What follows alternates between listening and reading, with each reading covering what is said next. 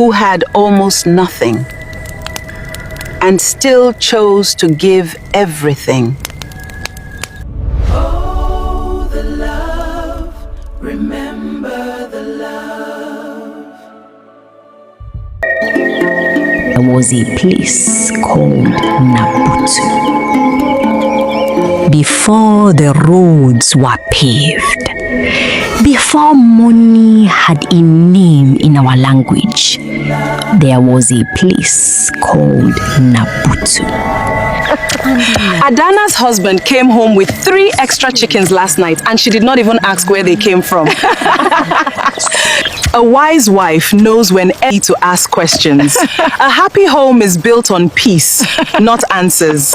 The roots of this tree run deep into the earth. Just as our history is rooted in this land, we must remember the lessons they teach us.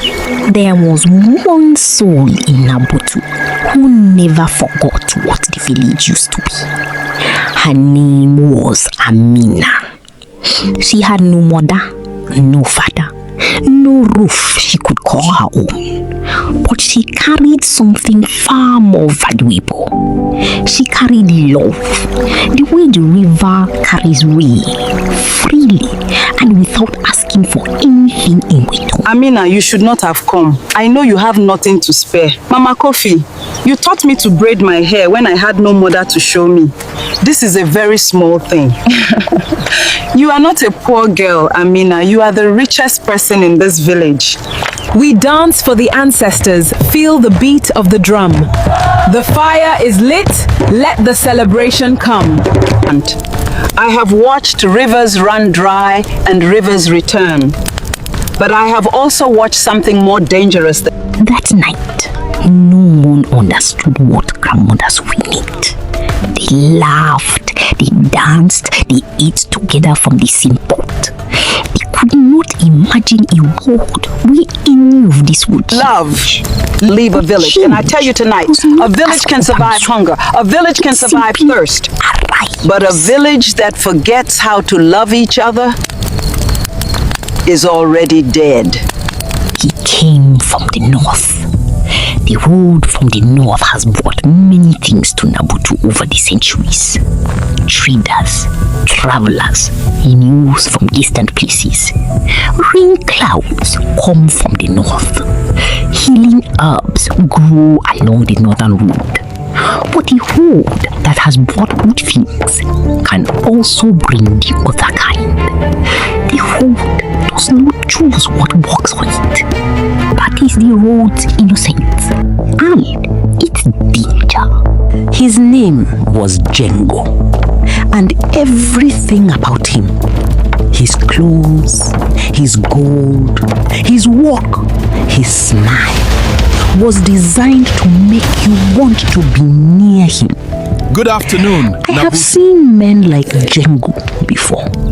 Not this man, but this kind of man. They are not rare. What is rare is a village that can see them clearly. Nabutu was not that village, not that day. Danger does not always announce itself with thunder. Sometimes it arrives on a clear day, walking slowly, wearing gold. People of Nabutu, my name is JENGO. I have traveled 40 days to reach your beautiful village. And let me tell you, your reputation precedes you. They say the people of Nabutu are the kindest in all the land, that you share everything, that no one goes hungry here. That is a beautiful thing. But tell me, beautiful, does it make you wealthy? He walked into our square as if he had always been expected. As if we had been waiting for him. The strange thing is, in a way, we had. We had been waiting for someone to come and tell us that what we had was not enough. We did not know we were waiting for that, but we were. And he knew it. I can see our future. This small piece of metal is more powerful than 10 strong men. With this, you do not beg. You do not borrow. You do not wait for your neighbor to be generous. But we have always shared. My neighbor's harvest is my harvest. Yes. And what does your neighbor give you when his harvest is bigger than yours? I thought so. My friend, generosity is beautiful, but wealth is power. And power means your family never goes hungry again, even if your neighbor forgets to share.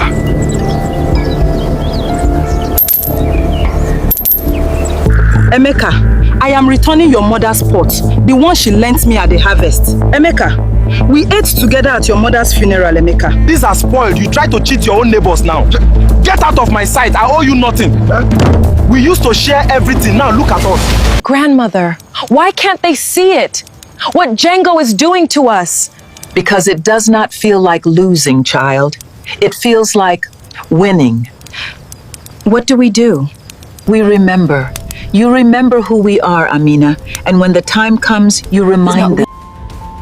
Love is not weak because it is quiet. Water is quiet, and yet it shapes stone. That is how love dies. Quietly, without announcement, in the dark.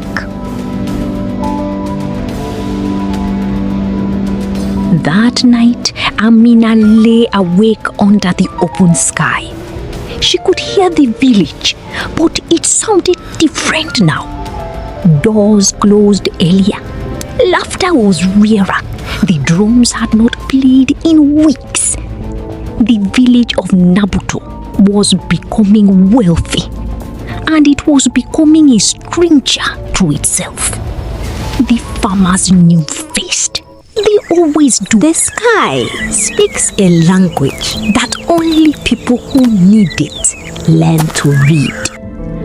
And on that morning, the sky was saying something none of them wanted to hear. It was saying, I am not coming. Not today. Not for a long time. A plant does not die dramatically. It does not fall. It does not cry out. It simply calls inward, trying to hold on to the last of what it has, trying to survive on memory of water. I have seen people do the same thing.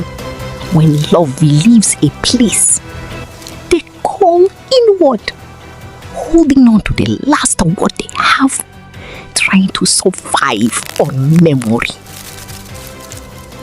The animals knew before the people did. They always do. By the time the villagers began to worry, the goats had already stopped eating. The cattle had already begun to drift toward the river, following the memory of water. The way the heart follows the memory of love, even after it is gone.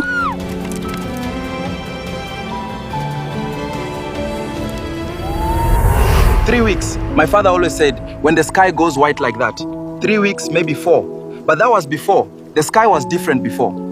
The ground is already dry, 2 hand depths down. 2 hand depths. In all my years, I have never felt that in this season. The river is lower than I have ever seen it for this time of year. My grandfather spoke of a drought before I was born. He said the river disappeared entirely. My grandfather said the river disappeared entirely. He said the village survived because they shared everything they had, every grain, every drop. He said, the ones who held back did not make it through. Wow. We have changed since your grandfather's time. Amina went to the river every morning. She knew that river the way you know a person you love. Its moods, its sounds, its seasons. She knew which stones should be above water and which below. She knew the exact smell of it in the morning. She knew its voice. That morning, the river did not sound like itself. It sounded like someone speaking their last At this time of year, the bank is dry and the water is cloudy. It has never been cloudy in the dry season, only when the rains have stirred the bottom. But there have been no rains. I know. We have to tell people. The elders should. The elders already know, child. They have known since last week. Then why has no one... Because knowing something is coming and being willing to face it together are two very different things. We used to know how to do both. Now we only know how to know. The rain stopped. Not slowly, not gradually. It simply stopped. As if the sky had decided that Nabutu no longer deserved its tears. This was the river. I swam in this river when I was a young woman. My mother bathed me in this river as an infant. Her mother fetched water from this river for 60 years. 4 generations of Nabutu carried this river in their bodies. It was in our blood, our grain, our skin. It was us. And now, 2 people stand where the water used to be, and they cannot even weep, because weeping costs water, and they have none left to spare. Someone carried that pot to the river that morning, full of hope, or at least full of habit, which is what hope becomes when it has been disappointed enough times. The river did not leave because of the drought. The drought came because the village had already forgotten what the river everything was trying flows to teach them. Or nothing does. You cannot dam a river and expect the sea to fill. My family has eaten nothing in 2 days. Someone must share. I earned what I have. We were your neighbors. We celebrated your daughter's naming day with our own food. That was before. Enough!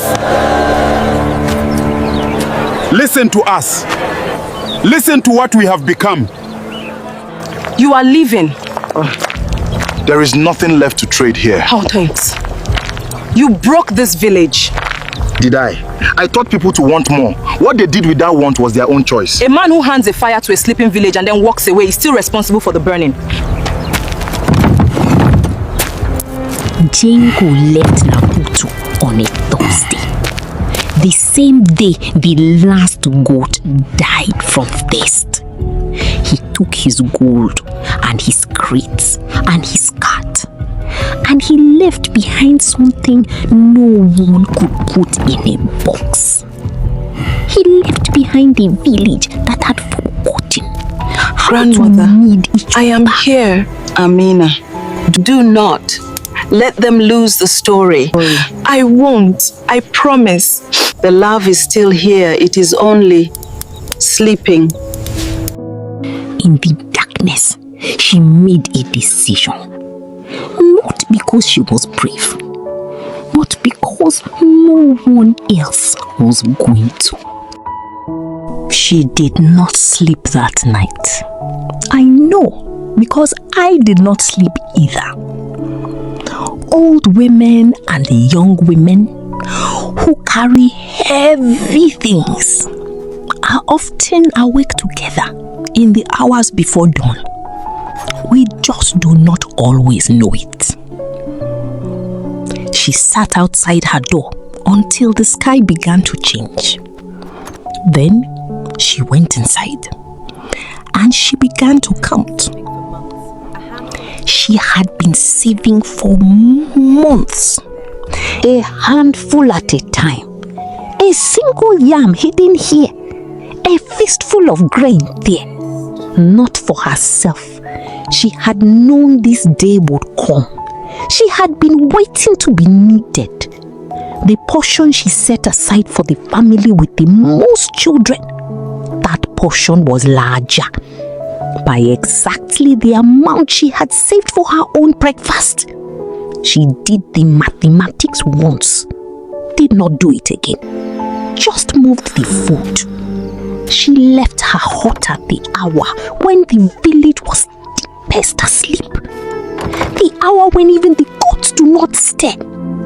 The hour that belongs to no one. She had chosen it deliberately. She did not want witnesses. She was not doing this to be seen. she was doing this because it needed to be done. Those are two very different reasons. And she... I'm fine. I do not need... I know you are fine. This is not for you. It is for your daughter. She has not eaten in 2 days. I know. What do you want? I brought food for your family. Why? Because you need it. I do not take charity. It is not charity. It is what neighbors do. It is what we all used to do.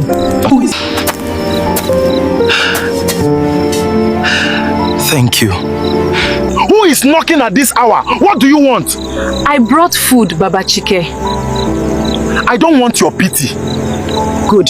I am not offering pity. I am offering yam and groundnut stew. There is a difference. Leave it by the door. Hey, girl. Girl, come back tomorrow. I still have some dried fish. You can share it with whoever needs it. I will come back, Baba Chike.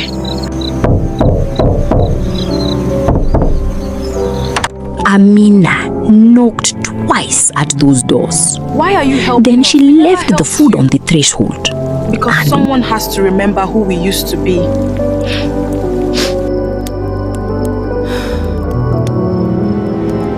Each time, the same words. Each time, a different person hearing something different in them. That is the nature of truth. It fits the shape of whoever receives it. When the bundle was empty, she gave what she had saved for herself.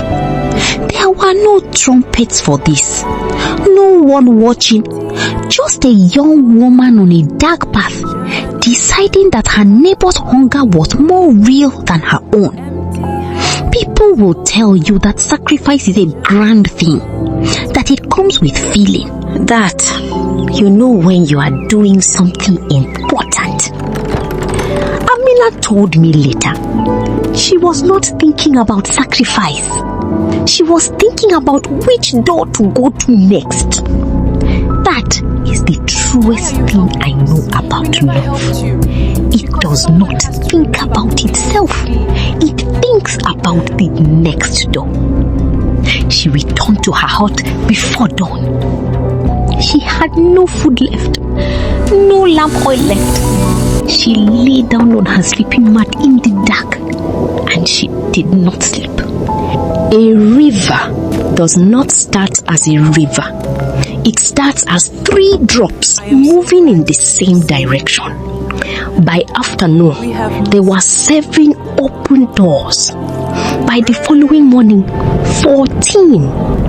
By the time the rain came, every door in Nabutu was open, every single one. Amina had been saving for months, a handful at a time, a single yam hidden here, a fistful of grain there, not for herself. She had known this day. The storm we feared was never the drought. The storm we feared was what lived inside. JENGO did not destroy this village. Nabutu was not destroyed by greed. Nabutu was saved by a young woman who remembered one simple thing. A village becomes wealthy. That love is not a feeling you wait to receive. Love is an action you choose to perform, especially when you have been given no reason to. A village becomes wealthy, not when gold fills its pockets, but when love fills its people. In loving memory of every village that chose love. And then he told me he couldn't lift it. He really said that. Men around here are all talk. Amina had no mother to wake her, no father to greet. She woke each morning to the sound of other people's families. And instead of letting that break her, she let it fill her. Every voice Amina, she heard, did you hear? Baba Segun's cow gave birth in the night. Twins. Tell him I will bring something to celebrate. Amina.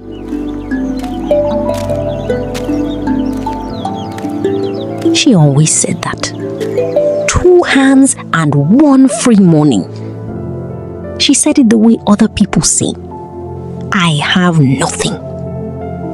Amina never learned that sentence. It simply never grew in her. I watched her walk that path every morning. Before JENGO came, the market was not a place of buying. It was a place of giving. You brought what you had. You took what you needed. No one counted. No one kept score. The assumption was simple. Everyone here belongs to everyone else. I like you, Adisa. You are the smartest man in this village. I think you know it. Let me ask you something, man to man. Your neighbor's farm, it is larger than yours, yes? And when he has a good harvest, he shares with the whole village. Beautiful. Yes? Yes. That is how we do things. Yeah. But tell me, my friend, when your harvest is small, does he share with you the same way? I thought so. Generosity is beautiful, Adisa. But it only works when everyone is generous equally, and not everyone is. And JENGO disagrees with that.